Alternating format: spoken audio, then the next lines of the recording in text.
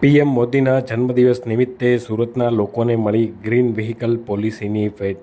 સુરત મહાનગરપાલિકાએ દેશમાં સૌ પ્રથમ વખત લોન્ચ કરી ગ્રીન વ્હીકલ પોલિસી. કેન્દ્રીય મંત્રી સી.આર. પાટીલના હસ્તે લોન્ચ કરવામાં આવી પોલિસી. કાર્યક્રમમાં કેન્દ્રીય મંત્રી સી.આર. પાટીલ, ગૃહ રાજ્યમંત્રી હર્ષ સંઘવી, મંત્રી મુકેશ પટેલ સહિતના મહાનુભાવો ઉપસ્થિત રહ્યા હતા. આ પોલિસી અંતર્ગત અલગ અલગ રીતે લોકોને આર્થિક રીતે સહાય મદદરૂપ થશે. વડાપ્રધાન નરેન્દ્ર મોદીના જન્મદિવસ નિમિત્તે સુરતના સફાઈ કામદારીઓને પણ મોટી ભેટ મળી.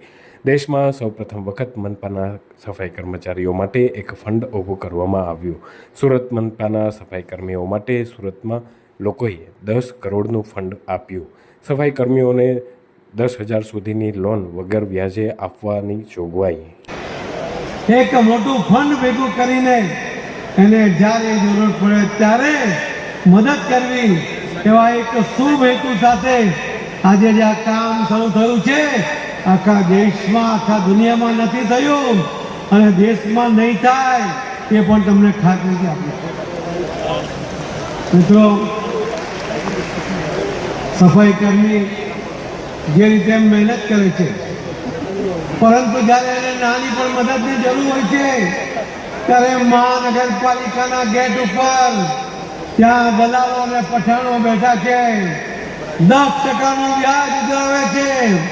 પગાર થાય અને કર્મચારી પૈસા લઈને નીચે ઉતરે ત્યારે એના હાથમાંથી રકમ ઝપટી લેવામાં આવે છે.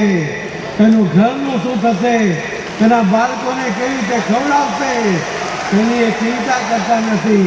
અને એની ચિંતા આજે સુરતના નાગરિકોએ કરી છે, સુરતના ભાઈ બહેનોએ કરી છે કે હવે પછી કોઈ પણ કર્મચારીએ કોઈ પઠાણ પાસે પઠાણી વ્યાજથી લોન લેવાની જરૂર નથી. વગર વ્યાજે તમને મદદ કરવા માટેની આ સ્કીમ આજે આપણે આજે જાહેર કરી.